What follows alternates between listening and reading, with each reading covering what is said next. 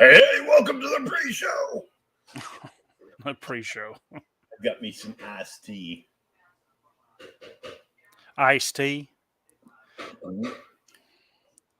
I don't know now. Your version of iced tea and my iced tea are probably two different There's things. no alcohol in my iced tea.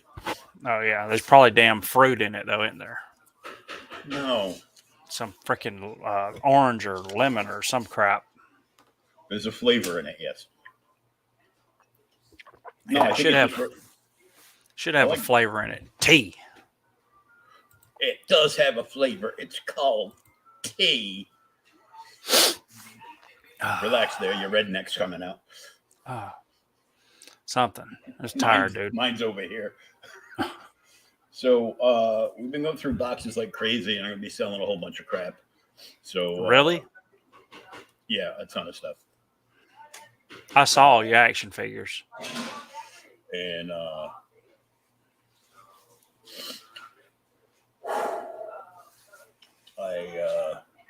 boxes are dwindling down over here, and she's sorting it.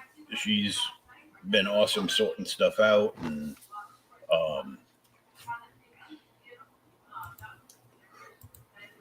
D-Wag. Okay, Bauer. Okay, thanks, Ben. Okay, Bauer. D-Wag. D-Wag's a member of a subgroup called the Crack Pack, and their logo is the Crack Pack Backs. So for indie comics on like Indiegogo, Yeah. they back and support the creators. Oh, that's cool. And they joke about smoking crack, opposed to Hunter Biden, who actually just smokes the crack.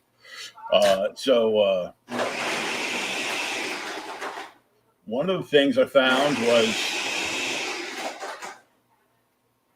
First Echo. Yep. First Echo, which is a huge thing now. Oh my God, dude! I saw it the other day, and I'm like, really? That book was like $5 2 months ago. As I'm sure you can hear in the background, she decided now was a good time to make a smoothie. Oh, a smoothie or adult beverage? She was like laying across my lap watching TV after dinner. She goes, no, 9 o'clock. I go, 8 o'clock.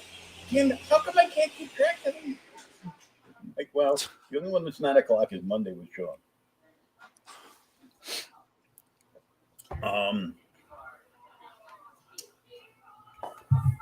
Then some double whammies. Oh, really? You got a first Silver Age Catwoman? Mm-hmm. What's the other one? I can't remember what the other one is. Well, the Catwoman story is actually a 2-parter. Really? Yeah. I didn't know that. Huh.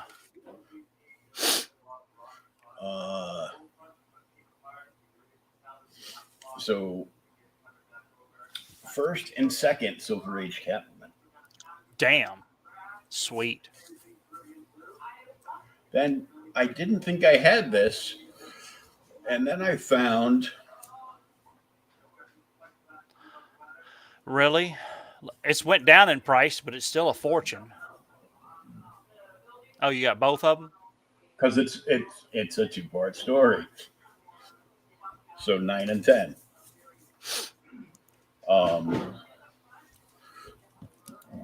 Excuse me. This one I bought off the wall of Rubber Chicken Comics in Bellingham, Mass, because I had it when I was a kid.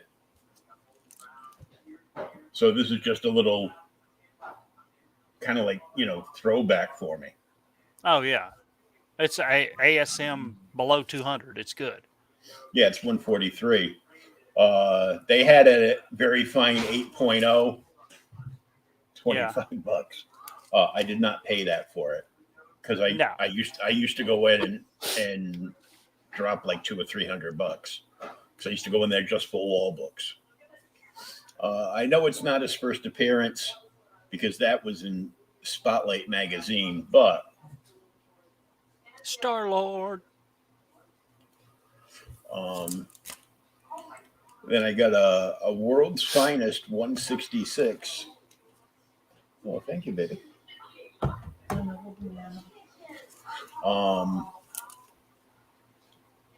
Joker That's a cover. nice cover. Yeah, with the Joker on it. I've seen that one before. Then I got this one. It's Bad Superman and Batman. For some reason, Batman has a Tommy gun on the cover. They're making Jimmy Olsen and Robin dig their own graves. So I'm just like,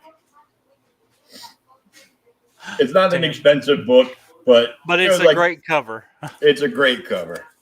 As you Makes know, me laugh. I love Brave and the Bold, and Oh, the red. I love the red covers, dude. Red covers are so nice. yeah, it pops. Yeah, red and the black covers are some of my favorites. Um, this one was a little pricey. This is a very fine near mint. They estimate a 9.0 from Days of Future Past Nice. Sweet. I got a frag copy of that. at a $75 price tag. Yeah. Uh, I I think he gave it to me for like $60, so it took like $15 off. So I'm fine with that. Yeah. And then Oh, Hellfire Club. yeah, I bought the last one, this one, and the next one all at the same time. Oh, sweet. So this was a very fine near mint, and they were asking 50 for it, and he just gave me like a 25% discount off of like everything. So, Everything. and then a very fine near mint. Oh, 65. versus the man. Was it? I can't remember what the androids are called or whatever. Yeah, but it's the Hellfire Club. Yeah, they're little robots or something, right? I'd have to go back and read it again. It's been so long. That had a $65 price tag on it. Now, these go way back. These I got off of like eBay. The X-Men featuring the Angel, issue 44, Oh, sweet. with the first and only appearance of Red Raven in the Marvel Universe. Of Red Robin? No, Red Raven. Was A he golden die? I'd have to go back and yet again read it again because it's been so long. But it's he was a golden age character, and they brought him into Silver Age. So I did have two other really nice ones. One was the first appearance of Mimic that I sold, and the other one was the second appearance of Juggernaut. Oh, But sweet. I do still have the first appearance of Banshee. Appearance of Banshee. I had a couple of friends go, well, if you want to get rid of that Banshee, I'm like, get rid of as in give away? No. This one I had as a kid. I bought it off the rack, and I didn't know how good it was. And this is the first Guy Gardner as a Green Lantern, not the first appearance of Guy Gardner, because of course we know that was a dream sequence. But Really? Huh. I actually may have one of them. I bought a run of that late 70s, early 80s Green Lantern, Green Arrow a while back. So, this one, he goes to charge his ring, and it's been polluted, obviously, by the yellow energy. So, something bad happens to him, and they have to replace him. So they go, oh, well, it's got Guy. Yep. That's Killer Croc. First Killer Croc, and now they're saying this is also the first cameo of Jason Todd. Yeah. So I knew it was something like that. And speaking of Jason Todd, why is that one big?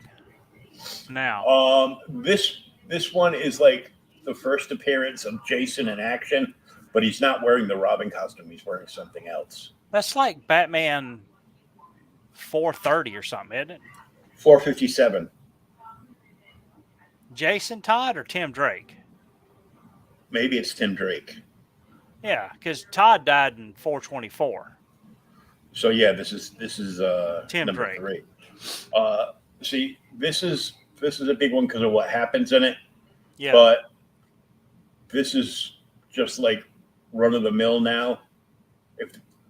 But the newsstand version of this is like over $500. Yeah, some stupid amount of money. Yep. That's when they were in the process of destroying the newsstand market.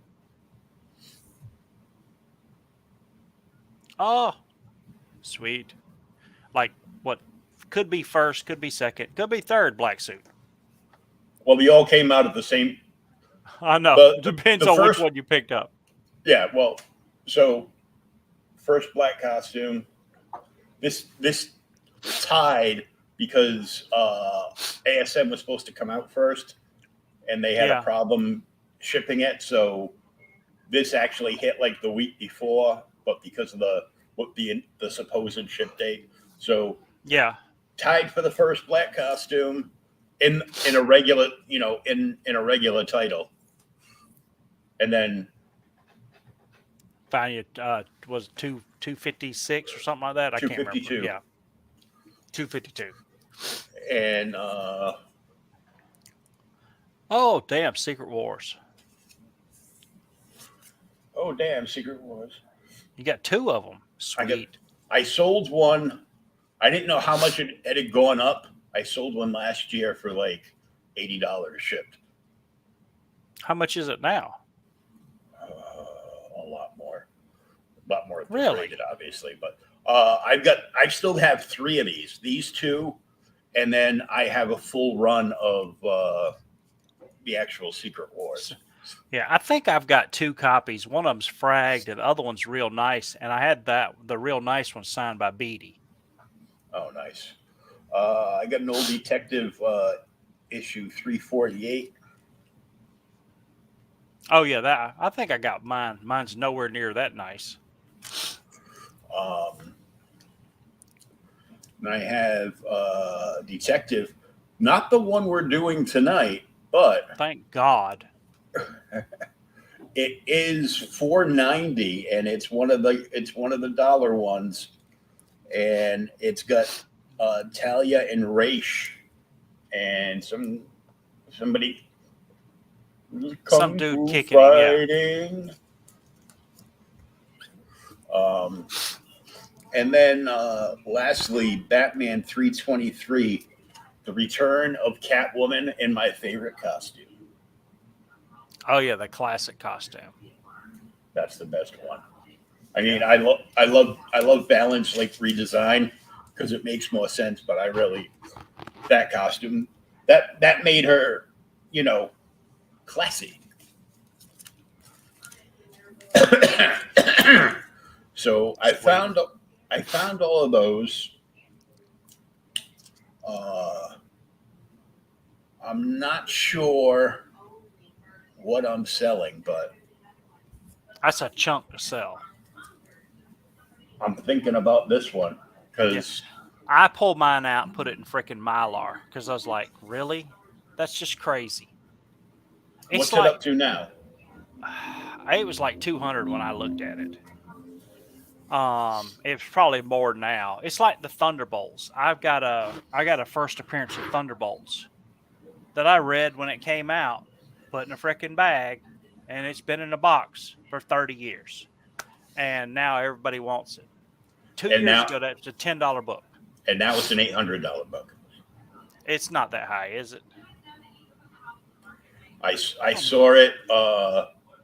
Now that price is like conflated because that was like a graded issue.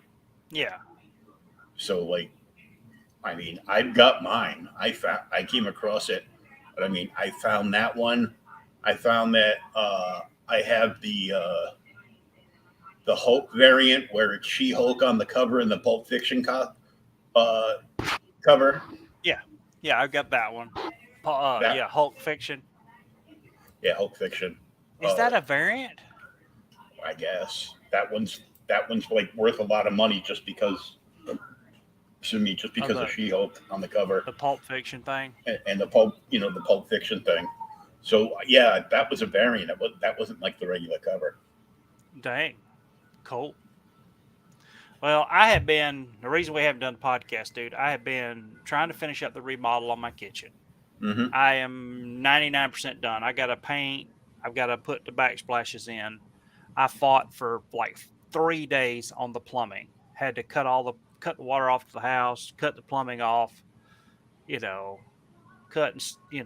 Cut and glue pipes and all that crap, and get it hooked up and drag around and find everything I needed. It was a nightmare. And then I've been working just way too much because of craziness. I have not had a chance to read anything. I've read like half of this book, which is the longest freaking comic book in the history of man, mind you. I've read the first 3 stories though, and I did read the like letters page or something. I've bought some stuff. I did manage to go out. I took my mom out of town and took my wife out of town. We stopped at some antique stores where I always look for comics.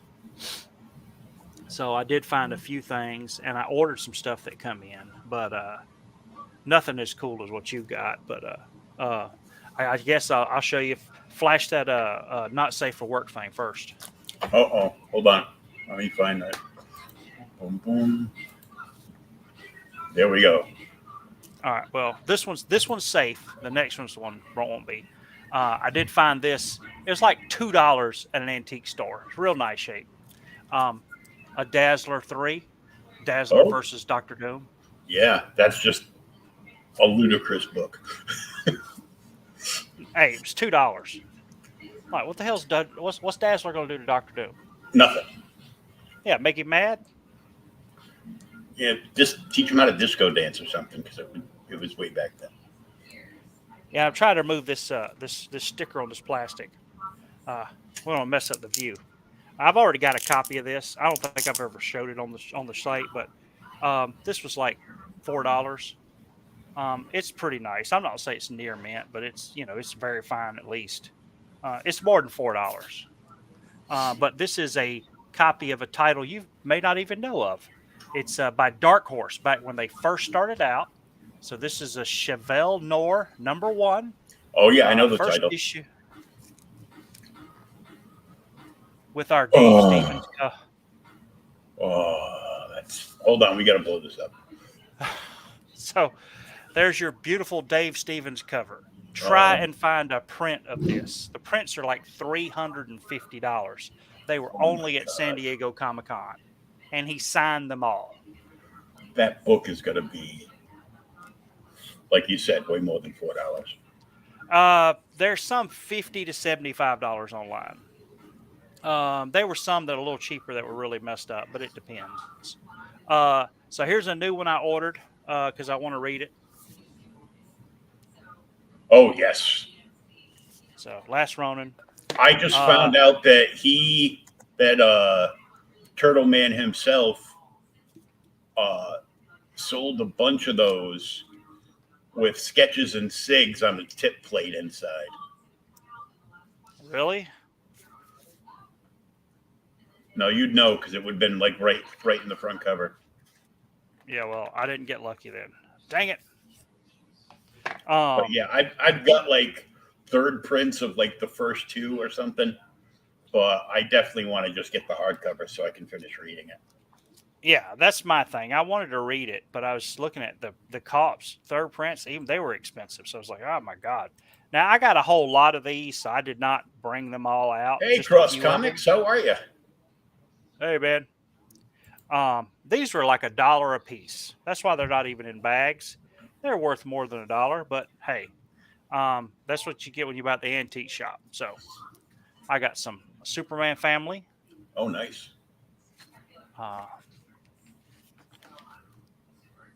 Giant Superman family. I did not know. I bought this because it's a 3-part story, and I did not know Alan Davis did the art for this. But Batman and the Outsiders.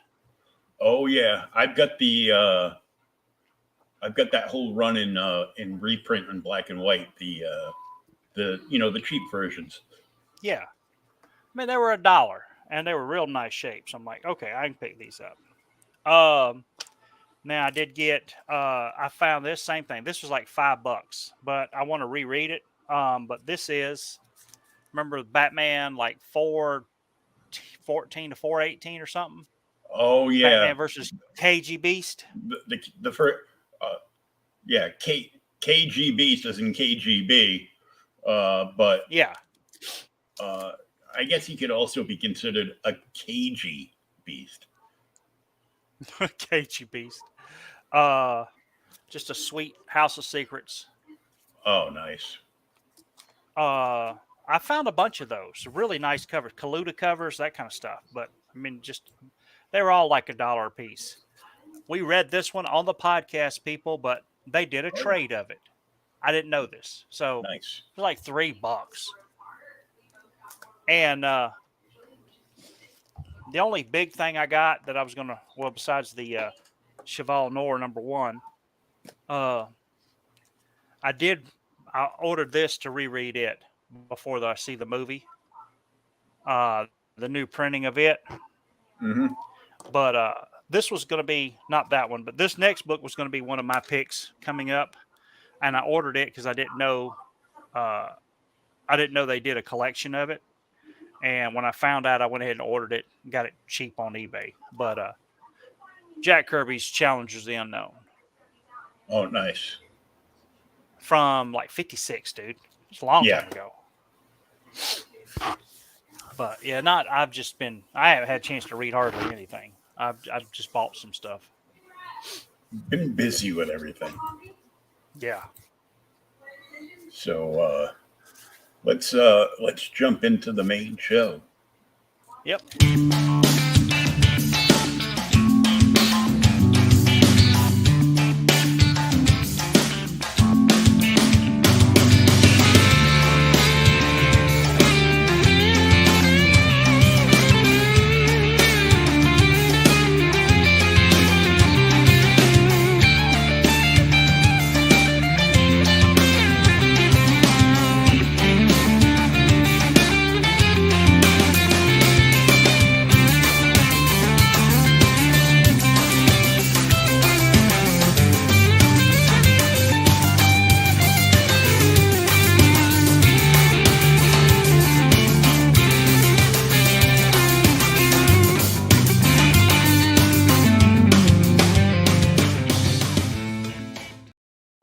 And welcome to OK Boomer, the podcast, even though I'm showing the wrong one here.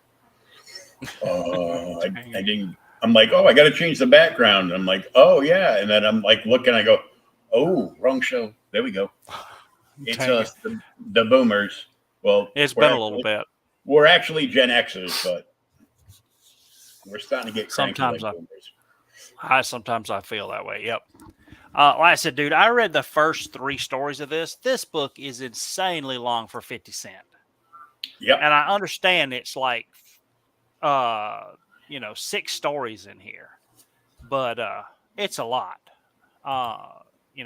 Starts off, Detective Comics, and you said this is the first 100-page giant, right? Yeah. It tells you like right in the letter page that I didn't even know at this time that Detective went bi-monthly. Yeah. Or was already bi-monthly, and they're like,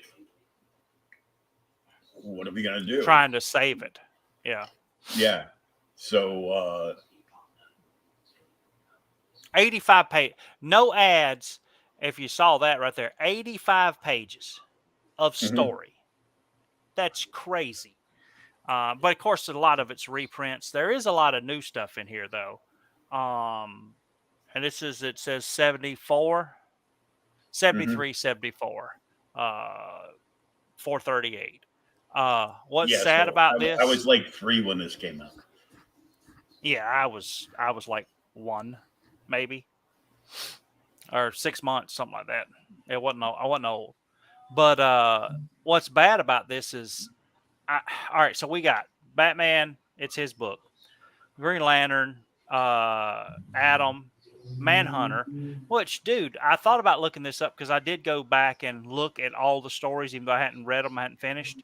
That's Walt Simonson. The Manhunter story is. Yeah. I'm like, when did he start? Because that's a long Uh, damn time ago. And he's on Facebook every day. yeah. Manhunter was one of the many like backups in Detective, like the 8-page backup at the end to add more story to the book, to beef it, to Yeah. beef it up some. And they did the same thing for years. Green Arrow was a backup, and like various other things. But Yeah. this Manhunter was around for a Oh, long time, and then they realized that down the road we're gonna do the Green Lantern Manhunters, and I don't know. this guy needs to go Uh, away. Yeah. yeah. But he came. This Manhunter, however, is like, you know, super spy, Karate Kid, all that Yeah. stuff rolled up into one. This is the Manhunter that in the 80s, mid to late 80s, they started over again. And DC had a Mm-hmm. new series. And I can't remember who the artist was. I remember I read it when I was little. But that's where I knew the Manhunter from that 80s series. Yeah. And of course, Robin and Hawkman. Now, so first story is A Monster Walks Wayne Manor. And this is, this is like when Batman had moved into the city because he's not Yep. at the house now. They freaking call him out here. And, 2:30 at the night, they call him and say that, something happened at the house back at the manor. Okay. Archie Goodwin was our writer and editor here, and Jim Aparo is our artist. So says Jim Aparo artist, that means he probably penciled, inked, and lettered this book, and somebody else, I imagine, colored it. That's the way it used to work. But yeah, Monster Walks Wayne Manor, and basically there's some kids at the manor who are out there freaking trespassing and just snooping around when they hear some noises and a damn desk gets thrown out of one of the upper floor windows. So they go and report it to the police, who shows up. This is one of the things I do like about reading old books like this, because here's in this Bullock in the bottom. Yeah.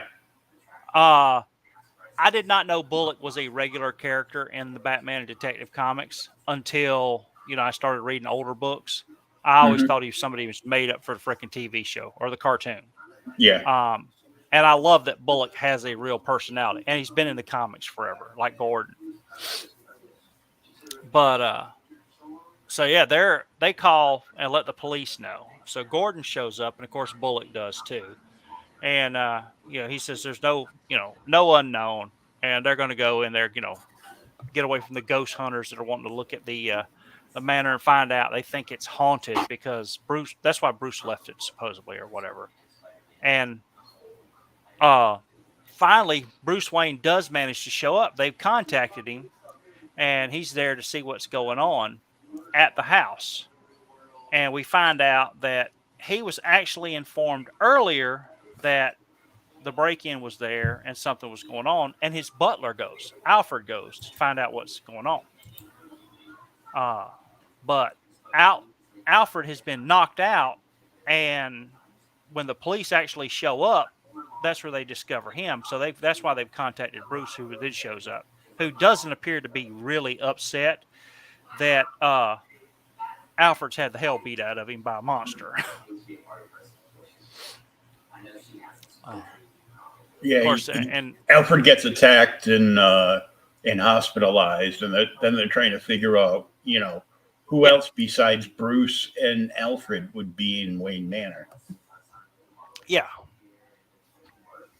Don't worry, But we find out. We'll let you know. Yeah, we find out as we read it. And the whole reason Alfred goes to check out the house after they find out that somebody's been burglarizing it is because Batman has to go out and, he's got a job to do at the waterfront to like stop some, smugglers or something. So while he's out stopping smugglers, Alfred gets the hell beat out of him.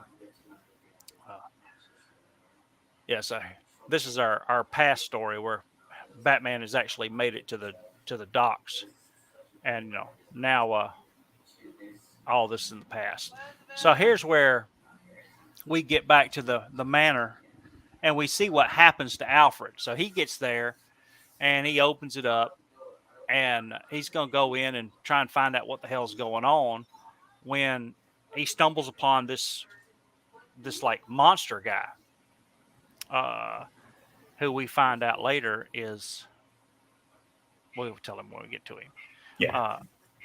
As we just go through the whole scene. Bullock's telling him, hey, this is where Alfred was attacked. He got knocked over the rails. We got him back to the hospital, and he's okay. God, my dude, I'm tired. But yeah, I know I'm missing it too because I read this a little bit ago. So, all right, fill me in here. So I'm missing something. Yeah, there's the clock. So Bruce shows up at the manor. He's trying to find out, but they eventually find out that the actual manor has been broken into by, this is Ra's al Ghul's like bodyguard. Yeah, that's What was his Abu. name? Yeah, Ubu, whatever his name is. Yeah, Ubu. Yeah. So this story takes place after like Batman 244, where Batman kills Ra's al Ghul essentially, and he manages to get into like the Lazarus pit or something and come back. And now he knows that Batman and Bruce Wayne are the same thing. That's why he goes to the freaking Batcave underneath Wayne Manor to try and find Bruce Wayne, who's Batman, and kill him for revenge. Yeah. It's a complete revenge story.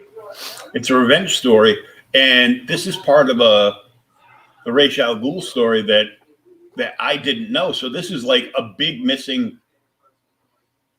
piece. So when you end that like major issue, because it tells you like in the editor's notes here that this story takes place after this issue. Yeah, 243 and 244 right there. Where Ra's al Ghul's mansion was destroyed and blown up, and Ubu was thrown into the Lazarus pit and came out, mad and, disfigured and everything, because, it wasn't meant for him and he wasn't prepared for it. And all that other stuff. Yeah. Well, saying that's the even Ra's al Ghul, when you read that original story, when he's lowered into the Lazarus pit, he comes out and he's like just bat crap crazy. Yeah.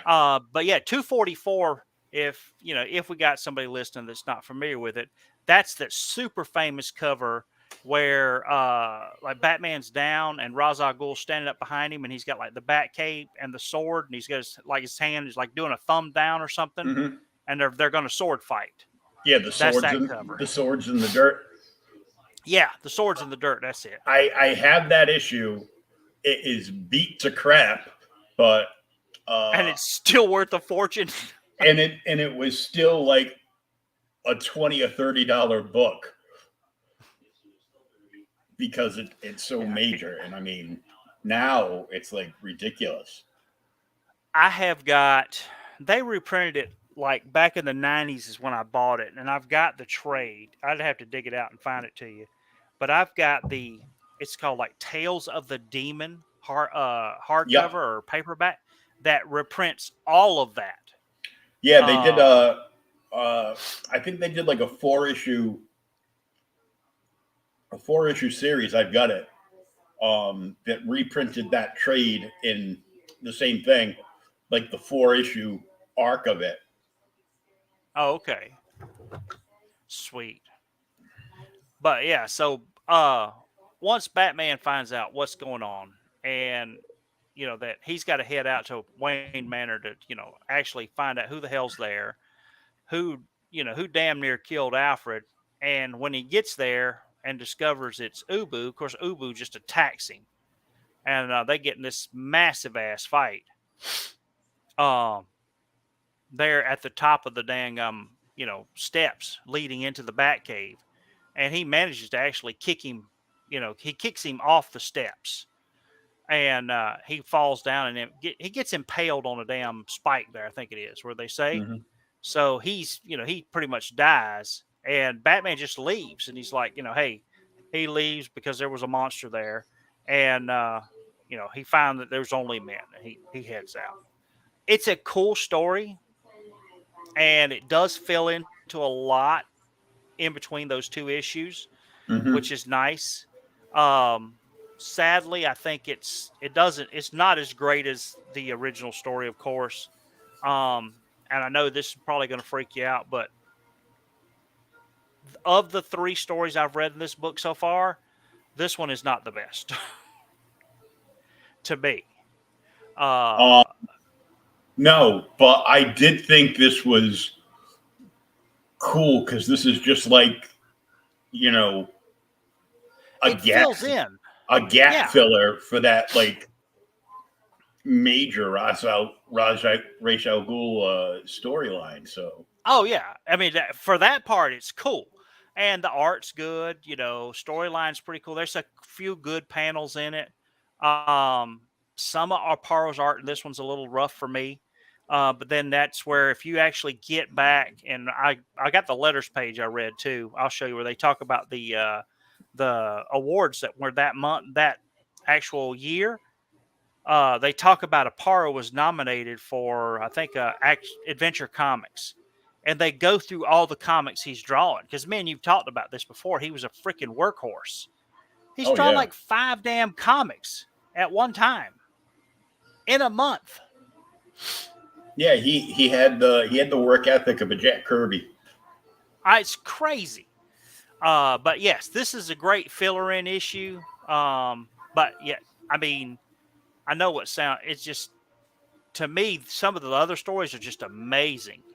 Uh, the next one, though, dude, this kind of come out of nowhere for me, is an Atom story. Okay, the world of the magic Atom. I love Gardner Fox, dude. He's such a great writer And back in Gil the day, Kane. and Gil Kane is amazing. And what's bad is when you go through this issue, we won't reach the second. We'll have to do the second story with him in it next week. Gil Kane does the Green Lantern story too. Mm-hmm. Yeah, I mean, Gil Kane is amazing. Just But whip stuff out. yes, and it's all great. Magic will overcome the Atom just as it Zatanna. Cool splash page. Really doesn't do a whole lot for the story, because the story starts off kind of weird. There's this damn bank robbers, dude. These criminals that are going along, and they stumble along the bank, and they realize that they can kind of like phase through it. Yeah, So, that's weird. being that they're criminals, they phase through the wall, and they just go into the bank. And Look, I'm not a criminal, but if I was rolling by in my wheelchair and realized I could phase through the bank wall, you'd go in. there's a lot of key issues I could buy. Let me just say that. Damn it. Yeah, he gets in there, and he's just hollering for his buddies out there. He's like, "Hey, I'm inside the vault." And they're like, "Well, see if you can get in there." And of course, he's trying to open it and everything. Finally, he gets mad and he kicks at the vault. And when he does, his foot goes through it. So, he just manages to, hey, I'm going to go on in the vault now. So he gets in there and brings his buddies in and just pockets all of the money. They're just shoving money everywhere. And of course, now here's Palmer, who's heading to Ivy Town University. Dude, all these fake cities kind of blow my mind. But anyway, he's driving to Ivy Town University when he hears over the radio that police are calling the Atom because there's an emergency. The bank is being attacked. So he Why don't sets the off police to, just go? yeah, what? Because they're the police. They get somebody else to do it. We don't answer that. Our attorney general won't prosecute bank crimes anymore. So they head out. Ray Palmer says, "Oh my God, I'll get there and change into my Atom costume." And he uses was it like White Dwarf Star as part of his power? So he shrinks down and heads off, and actually goes into the phone to get the whole lowdown on what's going on with the criminals. And he's like, hey, they did all this robbery and they got out. And we got to figure out where they are. So he's sitting there thinking, he's like, I don't know. I have to use, I'm a, master sleuth detective. I can crack all this. And I'm thinking, and then all of a sudden, like in his mind, he sees exactly where the damn criminals are. And he's got no doubt that I know where the criminals are. I know where they got the money and everything. It doesn't even like go, it doesn't pause his mind. As, maybe I had one too many at lunch. Maybe I need to go home and sleep this one off. It's just there. So, maybe the kids in my class yesterday were smoking too much wacky tobacco, and now I just know everything. Yeah, well, it was the early 70s. So he shrinks down and then heads out the window. And when he heads out the window, he managed to actually go straight to the crook's house. And he slips through, inside the house through the fan over the kitchen ventilation system. And he's sitting there looking at him. He's like, wow, it is the crooks. So, I'm going to make I'm going to stop them now. So he leaps at him. I do like this part because this is something they did in the, they did it here, but I'm sure they did it other places earlier than this. They talk about it in the Ant-Man movie, Marvel did, where he's able to not change his size, but change his density. So when he leaps at the people, he's able to not be like 1 ounce anymore. He can be 100 pounds or 200 pounds or whatever. So he's able to hit the people with, his full weight and knock these guys out as they try and find him because he's so small, they can't really get a bead on him. And some of this is great art to me. That's a cool picture with he knocks him, knocks this dude out as they're fighting. He cuts the water on, splashes them in the head with the sprayer, hits these guys with frying pans. Now this is the 70s, so those are like either like carbon steel or cast iron. Dude, they're gonna be out for a while. He knocks them all out, subdues them, manages to call the police. The police show up. He says, I don't know how you found them so fast. We got the loot and everything. He's like, well, I did it. And so he heads back, changes into civilian outfit and goes back to his lab. He's like, I really don't know how I did it either. How did I find those people? How did I see them in my mental vision? And he starts looking at his gloves that he's been working on, and he checks his weight and everything else, and the damn door rings. Not door, but the phone rings. And he picks it up, and when he picks it up, he says, I just heard over the radio you captured the bank robbers. I was wondering, it was I who told you where to find them. And he gets kind of amazed as Zatanna comes out of the phone or, appears in front of him. I gathered she came out of the phone and appeared. Yeah, but, I'm Zatanna. Adam used to travel over the phone lines because he could go down to Molecule and just go, he'd call somebody and then just pop out of the phone on their end. Pop out the other side of the phone. Yeah. And it's like, that's why you never call Ray Palmer and, with death threats, because he'll just pop out the phone, punch you in the ass. Punch you in the ass. So Zatanna shows up in her classic costume. It's before they tried to put all the clothes on her in the 70s or early 80s. Fishnet stockings and everything. And he says, Zatanna, I recall Hawkman speaking of you. He said you were searching for your father, who disappeared years ago without a trace.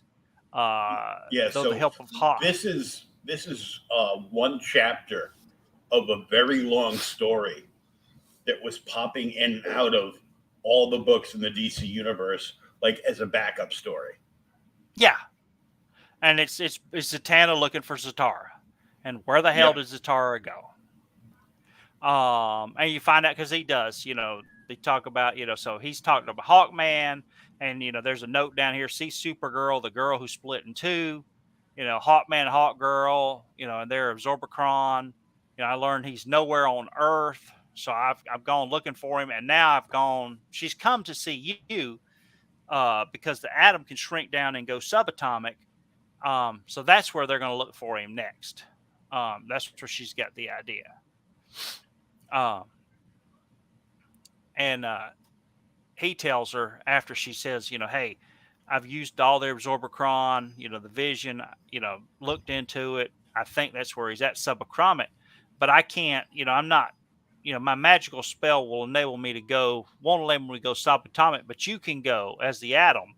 And I want to go down to the subatomic world and help you hunt for my father. And Adam just straight up said, hey, that's impossible. And she, of course, does some little tricks with the white dwarf clothing that he's got, which I think she's going to use to help go down. And he tells her, still, I'm still nervous about this. Hopefully it'll be all right. And they manage to shrink down into the subatomic book where she thinks her father is. And then we have a third page ad for a Superman comic in the middle of the page. Yeah, because they used to do this because even on books that like Justice League was infamous for this back in the 60s and early 70s, they would chapter out the book. Like chapter 1, and they would give it like a subtitle, and chapter 2, they would give it like another subtitle. So they would like put ads like this at the bottom of the pages. Well, the other thing too is they would do that. So I've always heard that we go back and see if there's another one, and it may be for something else. I don't see another one here, but maybe this one was set up that way. But I'd also heard one of the things that I think Kirby was getting pissed off about. When they did it for him in Marvel or wherever, like he would return in 6 pages and they'd cut out 2 panels for an ad and just leave the other panels out or put them on another page. So they'd break up his artwork. But this one doesn't look like to that. So so they shrink even down. Then, Superman was in 6 different comics. Take your pick. Oh my God, dude! 1, 2, 3, 4, 5. Yep, 6. Now it shows them shrinking down and falling into the subatomic world. Of course, they get there. A good job coloring to give you that depth. This, in the far back, and it's just stippling. That's all it is, man. It's stippling, but you can still see the distance and all that, even there. So they shrink down, and when they get down there, they find a wizard who they call down and talk to. And he says, do you know Zatara the magician? Have you ever heard of him? Only one can answer that. He lives upon the red hill of Tara, beyond the great blue forest. And she says, I've done as you've ordered, Druid. I've dispatched them to you. So the Druid apparently has Zatara, and he lives on this castle way off in the distance. So Zatanna and Adam head out that way to find the Druid, who we discover got into a fight with Zatara, in the past. That's how come he disappeared. And the Druid actually has this ability with his sickle and some other magic spells that no matter kind of what you attack him with, it just makes him stronger. So as far as Zatara is, just keeps attacking him, he eventually sucks off Zatara's power and makes himself so strong that Zatara can't escape. And at that point, he captures him. He's a magical parasite. Pretty much. So Adam and Zatanna are heading there to find out if that's where he is. And before they get there, he conjures this freaking like flying Quetzalcoatl serpent and heads it out toward, sends it towards Adam, who does battle with it. And this is all cool superhero stuff from back in the day, dude, where they're like having fun. He's freaking riding it like a bunkin', bronco, and there's the monster. And finally, after a couple of minutes, Adam is able to destroy, the bowl that the creature was imprisoned in, and then sends it on its way. And then he heads out to find out, hey, I got to catch Zatanna and go fight the druid. So she shows up, and of course she does her, backwards speaking magic and turns the castle against him. And we find out quickly that the druid is going to just do the same thing to her. So he's starting to absorb her power. And then there's another 3rd-page ad. This is for all their horrible books. House of Mystery, and this is just a great ad because you get House of Mystery, one of my favorites, The Phantom Stranger, House of Secrets, Swamp Thing, Tales of the Dark Mansion, and Weird Mystery. I don't think I've ever read Dark Mansion. Yeah, I think I might have seen like 1 or 2 issues like on a show, but I've never, seen it. House of Mystery I've seen, House of Secrets. And I don't know why at the time I wasn't like, all there. I was like, superhero crazy. And I'm like, no, I don't want that. And now like House of Mystery, House of Secrets, they're all like $20, $30, $50 issues. Yeah, they're major books. The other thing is, did you read the little awards book ceremony thing I was telling you about? Did you actually read that article in here? Mm-mm. Okay, this book is published the year after Swamp Thing starts. Because Swamp Thing wins the award. We'll talk about it there. But so they've already, even with it just coming out and winning the award, they've slapped Swamp Thing on this damn list of all the other books that have been going. It's a cool page. So here we get there. So World of the Magic Atom. Atom finally shows up, and Zatanna is weak. He's impossible. My magic can't overcome him. Every time I cast a spell, the druid absorbs it and increases his own magical might. So Adam says, well, hey, I'm not magic, so I can get up there and I can hurt him. So he lays into him, with his, just physically. He hits him and everything else. And the druid just kind of, after he gets knocked around a little bit, hits him and kind of sends him off the edge. They continue getting a fight here. And the Atom managed to free some people that had been captured by the druid. They're in these little like sparkles or something that are around him. Contact one of the glowing energy beings. Gosh, it's turned into a human. You freed me from the druid spell. He says, work fast before the druid recovers his wizardry, turned us into energy beings so we could absorb Zatara's magic and defeat him. As long as the druid has his magic, it's impossible to defeat him, but that gives me an idea. So Adam heads back down because he's going to trick him now. And he tells Zatara, hey, attack him, but don't use any magic. Huh? Zatanna, yes. So it tells Zatanna to attack him, don't use any magic. We're going to do some stage tricks here. So she does the old card trick. And of course, the druid tries to absorb it, but there's nothing there to absorb. And essentially, when he tries to do it, because there's no magic, he just gets really weak because he absorbs nothing. And, pretty much passes out.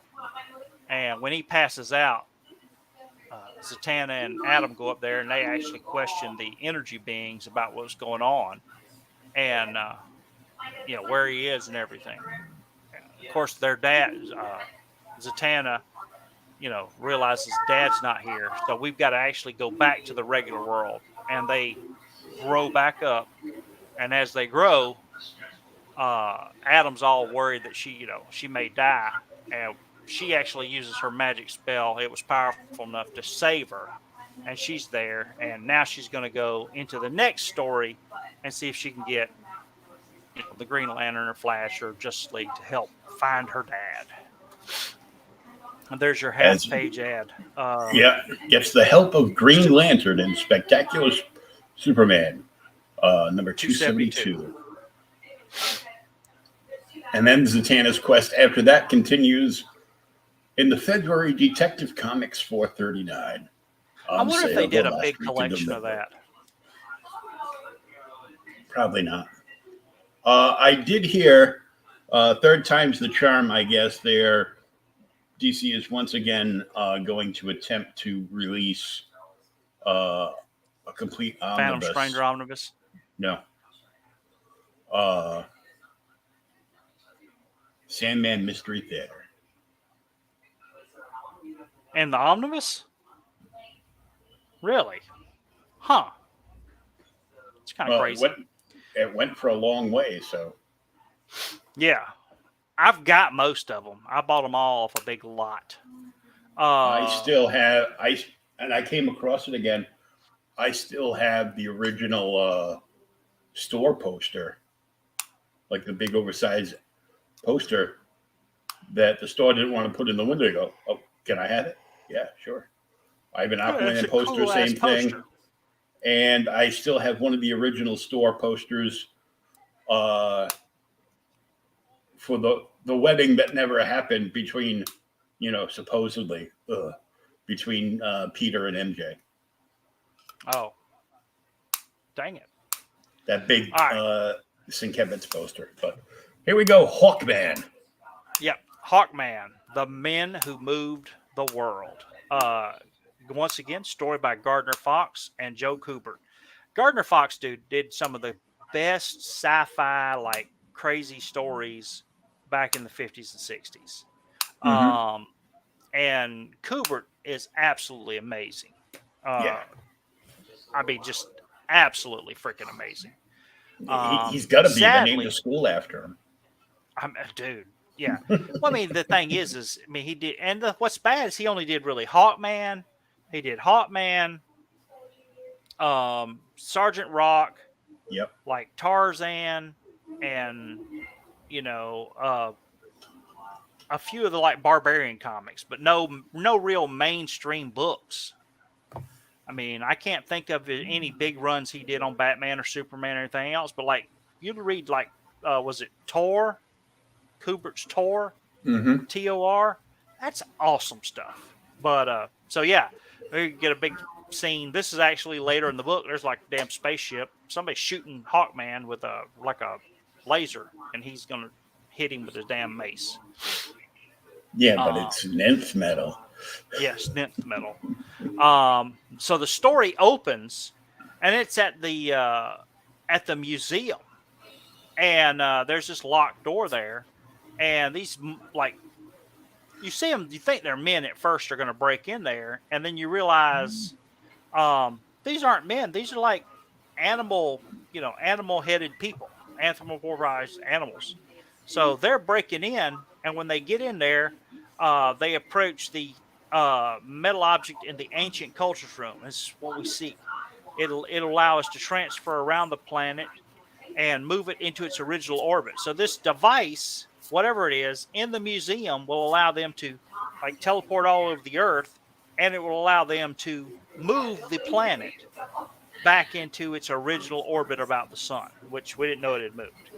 Of course, now Carter Hall is back at his laboratory working on a device which is pretty much identical to the one that's in the museum because he used his Thanagarian duplicator to make a twin of the mysterious object. And as he's working on it, it begins to like glow, so he knows somebody's attacking it. That is an awesome damn panel. I mean, that figure looks awesome. So when he realizes somebody is broken into the museum, because him and Shi'ar have actually set up a Thanagarian burglar alarm. I didn't know they had special burglar alarms. He changes into Hawkman and heads out and sees the people who have, he says they have a protonic laser. And he realizes, hey, these people are not from around here because Earth people have not developed that kind of technology yet. So he does his little zippy around there flying and drops a Roman gold standard on it to deflect the beam back because it's gold and it's shiny. So it reverses the beam and sends it back onto the holder, which flaps him right there, and he the dog-headed guy passes out. And of course, Hawkman thinks that these people are wearing animal masks, but when he moves in to fight them, he realizes they're not masked. These people, this is their actual head. So you got a cat, the ram, and the dog. And Hawkman gets into the snapping, beating the hell out of them.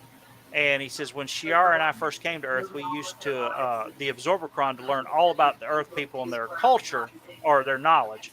So he knows where these, like Roman gods from this, or not Roman gods, Egyptian gods from this.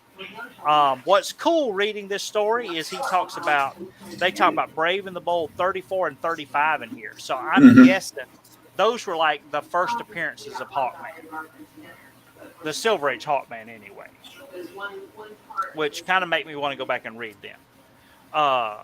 So Hawkman's, defeats these two losers when the dog guy actually gets up and he's, I dropped the protromic ray before the ray reversed itself on me, or I wouldn't be here to use the this electro rotor at him. So he aims it at him and kind of frags him. So Hawkman passes out, but before he passes out, he's managed to grab their jacket and he rips it. And when he rips it, like his old pocket and some dirt and stuff comes out in it. And of course, he wakes up, a few minutes later, and heads back to the house. And when he gets to the house, there's Shiara, and he tells her, "Hey, look, this is what happened. They got the Earth disk, which is 14,000 years old, so it's not new, and they stole it. And the only thing I've got to go on is a piece of this torn tunic and some crushed leaves in his pocket." So she says, "Send it to the taxonomy department at the Smithsonian." And then there's your editor's note, buddy. Editor's note: taxonomy is the science of biological classification. So he sends all that off, and then the next morning, as Shiara is preparing breakfast, everything begins to float, including her little fuzzy slippers. Oops. Yeah. So everything's floating. All the, coffee's floating up in the air, all the fruit, vegetables, the damn frying pan floats off the stage, salt, pepper shaker. Even Carter, is floating above the bed. And then after a few seconds, 10 seconds, it says, everything crashes back to the Earth. And the radio just happens to say it was a 10-second wonder, folks. Gravity went haywire. Scientists are saying our planet has been shifted out of its orbit and is moving toward the sun. Unless something happens to reverse the present progress, scientists estimate the Earth will take up an orbit routinely equal to that of Venus, but on the opposite side of the sun. And of course, Shiara's like, "Carter, what could cause such a fantastic disturbance?" And he's making sense. He says, "I'm not sure, but with the disk happening, those guys stealing it, these two things, too close together. It's got to be some kind of coincidence." So as they're talking, he says, we have the report. The dirt and leaves from the torn tunic come from the dead city of Petra. Dude, when the hell did they discover Petra? I don't thought know. it was recently. So Petra, ancient city of Transjordan, the city carved out of solid rock, the one where they filmed the Indiana Jones movie. Yeah, that one.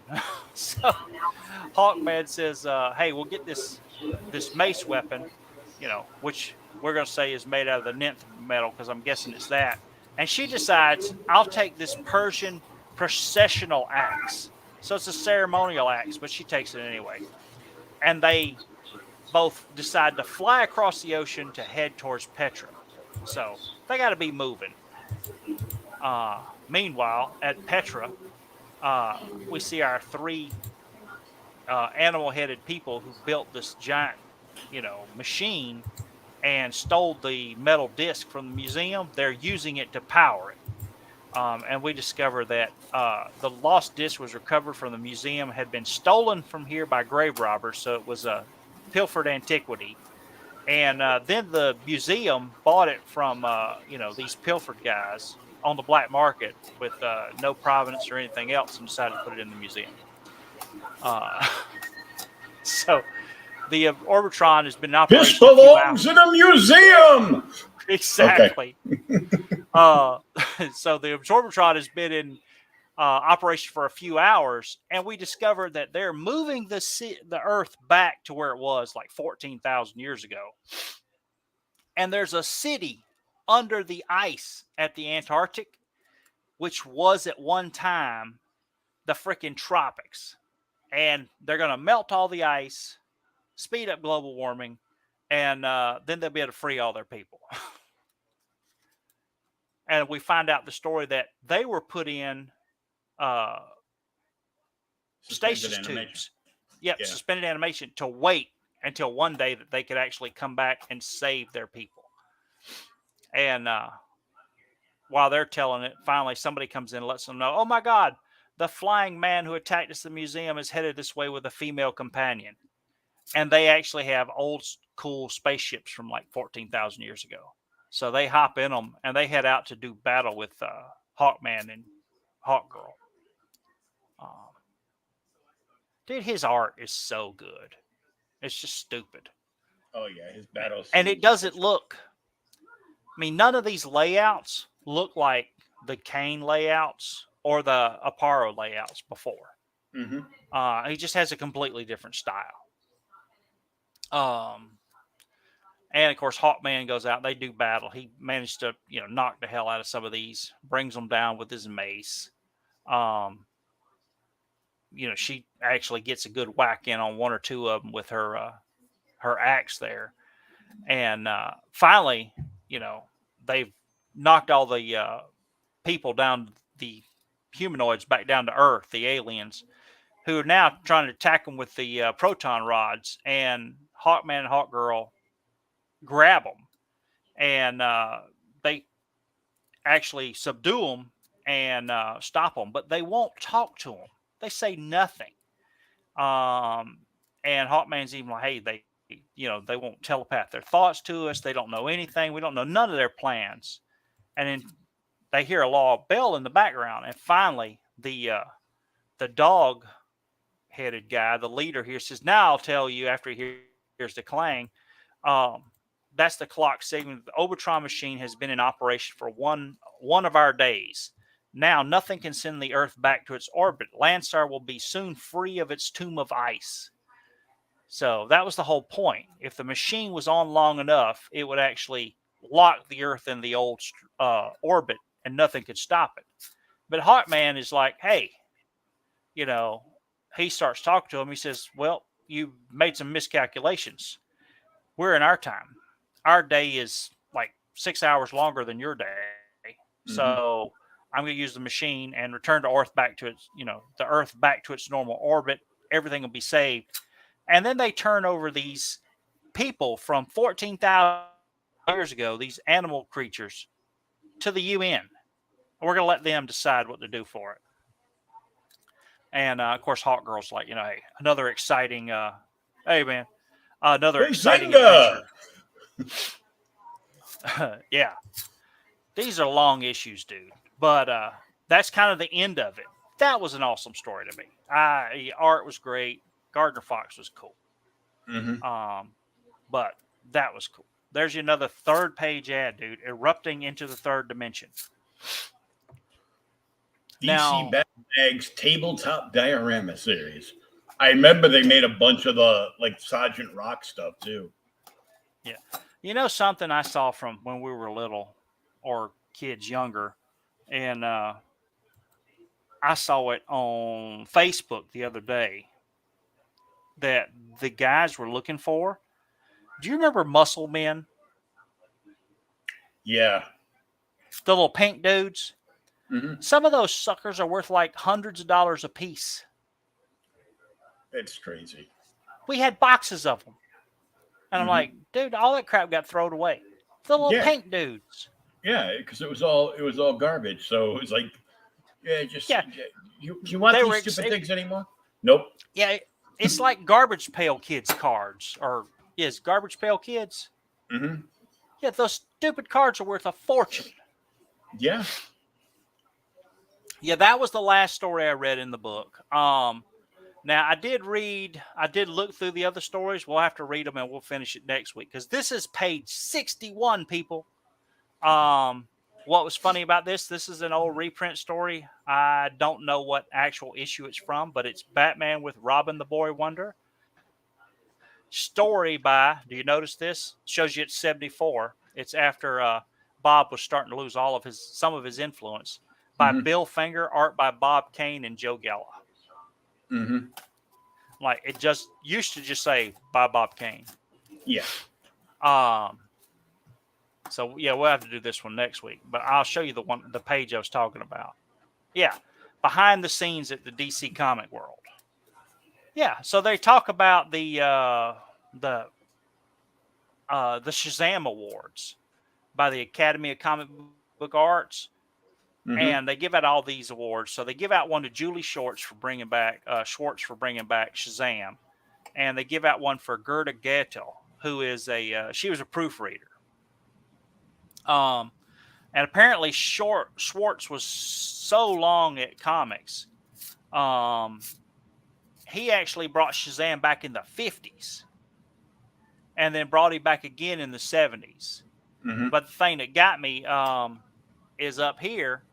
You see members present to Swamp Thing. One of our new superstars had a very good night. Swamp Thing walked away with several honors on the basis of the first issue only. Yeah, it's the only one eligible in the awards. Dark Genesis Swamp Thing #1 helped its creators to win Best Writer and Best Penciler. And I'm like, really? Then you go down, so they talk about how Wrightson's art's amazing. Yes, it's amazing. And then they go, slighted Joe Orlando. Orlando didn't get a award for it, but the writer and artist did. Lin Wynn and Wrightson did. But want to save us kudos for the last pair. Mentioned that he edited all the Best Story Award winners besides Dark Genesis.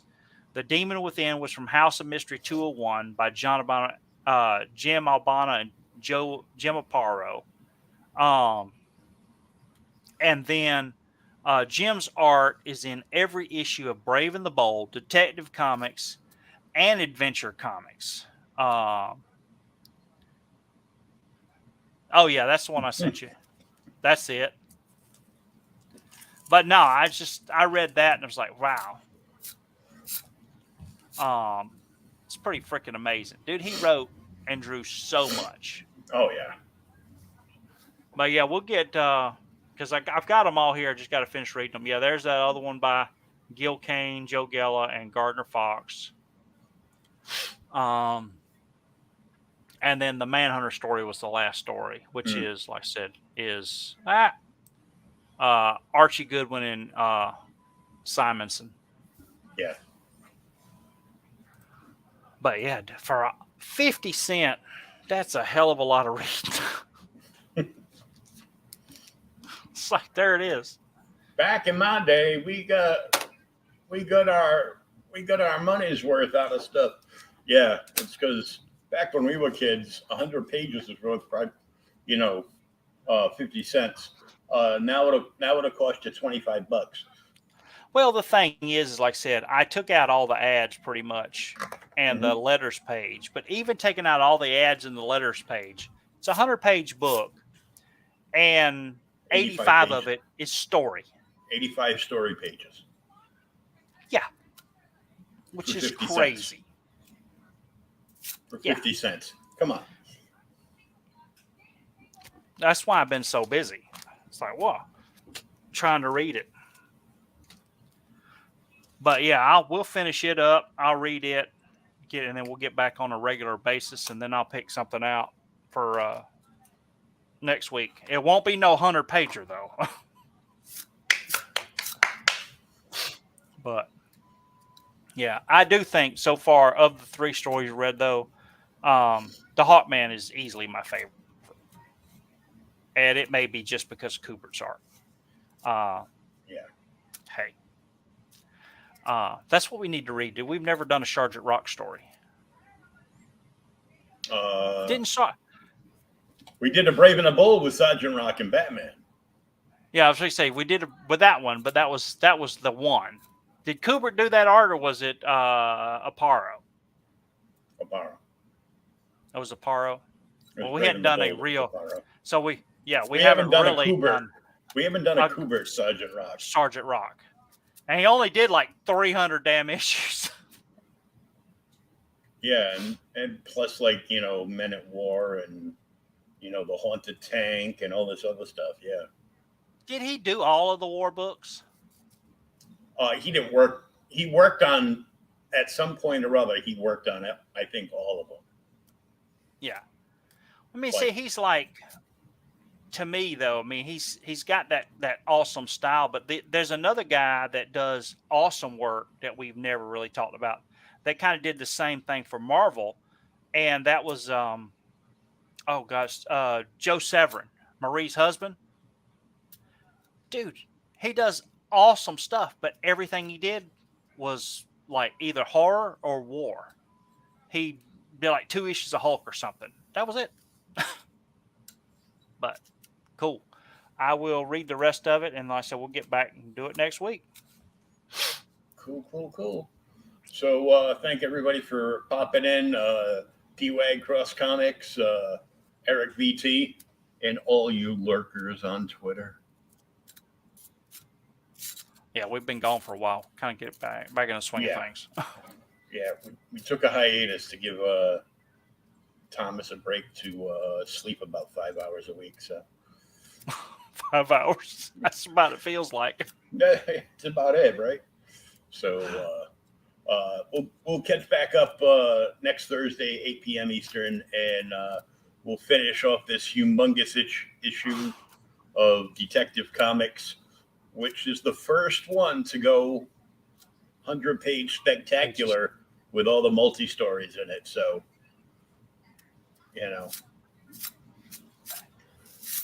So back in the 70s, it was 50 cents.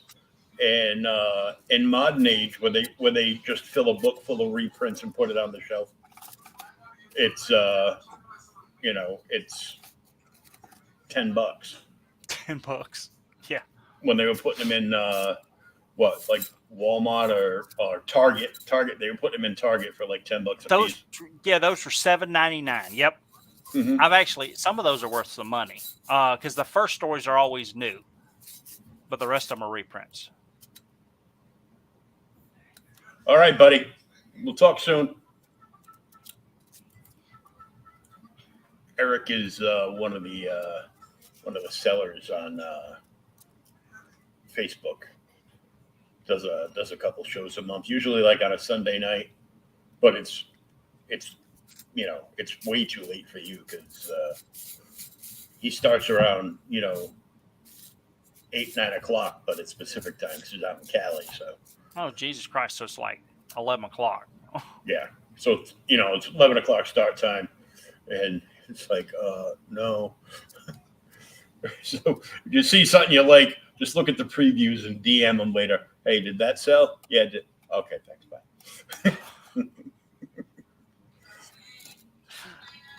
Yeah. All right, we're going to wrap this up, and we will catch you all next week.